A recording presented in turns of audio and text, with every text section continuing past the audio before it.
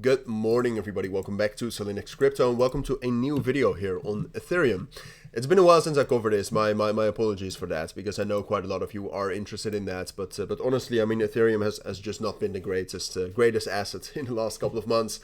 And I always say, I mean, I like it much more to cover a coin that's actually, you know, at least holding up, or at least has some sort of a possibility to turn bullish, instead of a coin that's just very bearish. Now, the key reason why I'm covering Ethereum right now is that I think we have finally reached an area that is actually quite interesting to potentially buy again, all right? And I do not say that easily.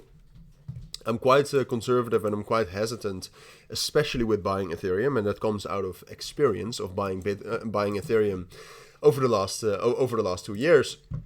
But right now, the situation, if we zoom all the way out, for Ethereum right here, it is still not ideal, right? Especially if we take a look at the fundamentals. So if we take a look at Bitcoin has been relatively weak, and Bitcoin has definitely dropped down a level with its structure, so that's never great. And then outside of that, the fundamentals right now, if you take a look at the stock market and just in general the volatility index, there's quite a lot of unrest, right? And those are kind of the market fundamentals, the fundamentals in the market influencing the price. And then if we take a look at the fundamentals specifically for Ethereum, and yes, we're taking a look at everything, all right? I try to take a look at everything and then make a good opinion or make a good response on that. But if you take a look at this, especially the economic activity, the total value locked has been in a decline since December the 17th, has dropped down from $79 million to 51. So that's a decrease of about 33%.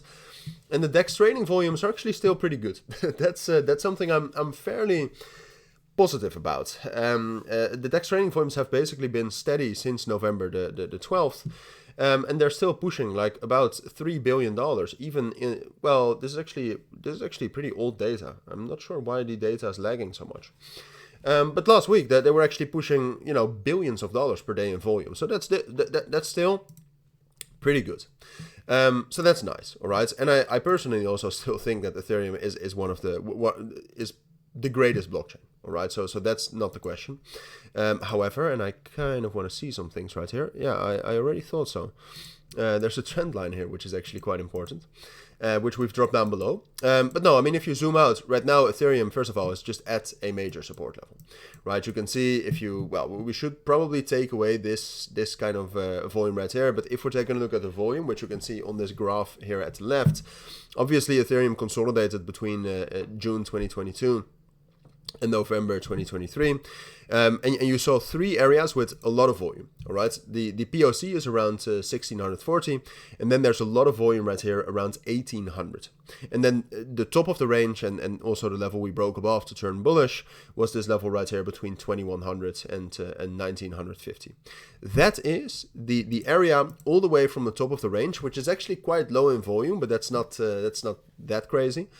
That level between 1800, I think, is the main support level that Ethereum has.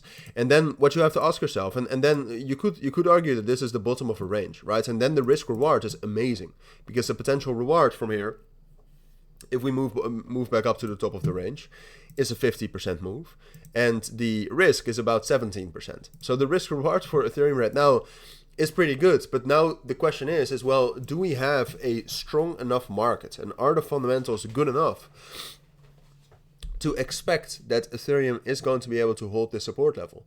Will the stock market hold up? Will crypto in general still survive well, or at least, well, it will survive, but will it survive in a good way throughout 2025, 2026? Those are all questions you have to ask for yourself. Now, my prediction would be that short term, we will still drop down lower, all right? And that we can actually grab that volume area around 1800. But I do think that from this support level, we can at least get a bounce into this level here at 2600 and 2750. And then from there, we'll see again whether we're strong enough to actually bounce up higher, or whether that was it. But for now, this is what I think is most likely for Ethereum, based on my opinion on the fundamentals and the technicals. And that's what I think you need to know. So thank you for watching. Take care and bye.